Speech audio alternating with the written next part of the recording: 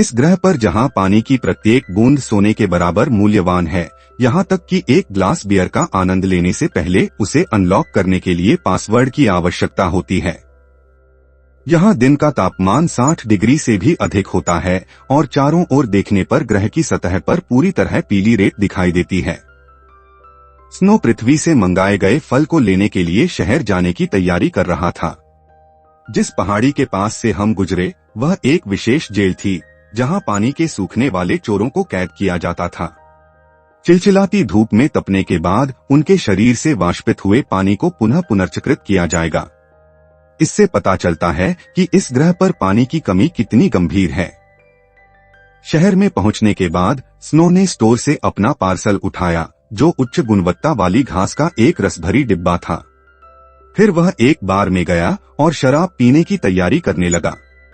उसे इस बात का जरा भी अंदाजा नहीं था कि वह पहले से ही शहर की वांछित सूची में शामिल था। उसने अभी ठंडी बियर का घूंट लिया ही था कि 3 इनामी शिकारी उसके पास आ पहुंचे। प्रमुख महिला शिकारी ने स्नो को क्रूरतापूर्वक बताया कि बैरिस नाम का एक अमीर आदमी उसकी जान के बदले में बहुत बड़ी कीमत देने की पेशकश कर रहा है। स्नो को अब ऐसी धमकियों से कोई आश्चर्य नहीं होता था। जिस समय दूसरे पक्ष ने अपनी बंदूकें उठाईं, स्नो ने मोर्चा संभाला और उनमें से 2 को मार गिराया, लेकिन उसके बगल में खड़े बलवान व्यक्ति ने उसकी उंगलियां तोड़ दी। जब वह मजबूत आदमी स्नो को मारने ही वाला था तो अचानक एक तेज हथियार से उसकी छाती में वार किया गया। ऐसा हुआ कि उसके पीछे खड़ी काली लड़की ने उसकी जान बचाई।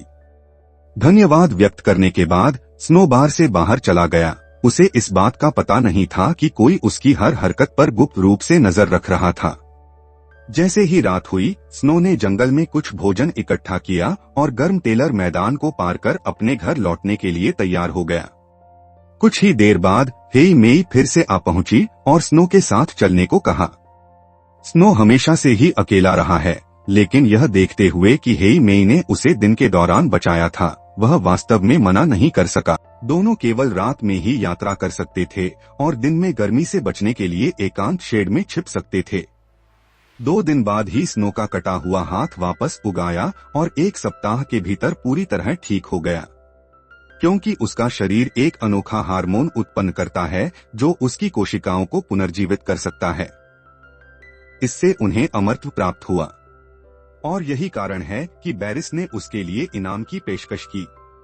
दोनों ने रात के अंधेरे में अपनी यात्रा जारी रखी। यह देखते हुए कि समय परिपक्व हो गया है, हेई मेई ने अंततः स्नो के सामने अपनी पहचान कबूल कर ली। वह पृथ्वी खुफिया एजेंसी की एजेंट है और उसका लक्ष्य स्नो के जीन प्राप्त करना भी है। लेकिन वह उन इनाम शिकारियों से अलग है। वह आशा करती हैं कि स्नो स्वेच्छा से अनुसंधान में सहयोग करने के लिए पृथ्वी पर वापस आ सकेगी। एक बार प्रयोग सफल हो गया तो समस्त मानवजाति अमरता प्राप्त करने में सक्षम हो जाएगी। लेकिन अब पृथ्वी पर कृत्रिम बुद्धि का शासन है। भले ही आपके पास अनंत जीवन हो, आप केवल जीवन के लिए गुलाम हो सकते हैं। उन्होंने हेई मेई के अनुरोध को निर्णायक रूप से अस्वीकार कर दिया। अप्रत्याशित रूप से काली लड़की ने उसका लगातार पीछा किया और गुप्त अड्डे तक उसका पीछा करती रही। एक साधारण घर में बनी लिफ्ट उनके सामने प्रकट हुई और वे दोनों धीरे धीरे लिफ्ट में ऊपर चढ़ गए। यहाँ का दृश्य देखकर हेई मेई की आंखें चमक उठीं। उसने यह उम्मीद नहीं की थी कि इस संसाधन विहीन ग्रह पर ऐसा स्वर्ग छिपा हुआ है। स्नो ने पृथ्वी से मंगाई गई स्ट्रॉबेरी खोली। उसने बहुत दिनों से ताजे फल नहीं चखे थे। स्ट्रॉबेरी उसके मुंह में पिघल गई, जिससे उसे अत्यंत संतुष्टि महसूस हुई। जब स्नो स्ट्रॉबेरी का आनंद ले रहा था, ब्लैकी ने अपनी दिवंगत पत्नी की पोशाक पहन ली।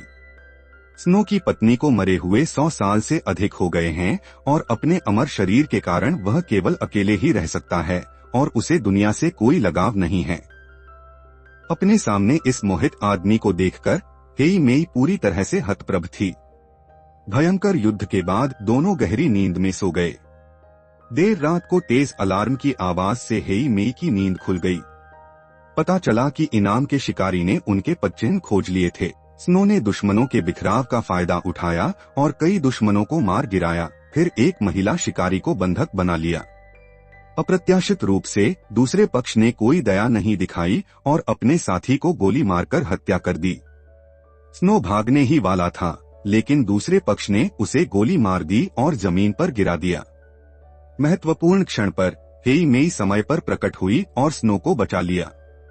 हालांकि अगले ही पल काली लड़की पूरे खून से पुनर्जीवित हो गई और फिर से खड़ी हो गई। अप्रत्याशित रूप से वह एक धातु सिंथ था। कई साल पहले हेमी को एक गंभीर दुर्घटना का सामना करना पड़ा और जीवित रहने के लिए उसे परिवर्तन से गुजरना पड़ा। हेई मेई ने स्नो का पीछा इसलिए किया क्योंकि वह भी स्नो की तरह अकेलेपन से पीड़ित थी।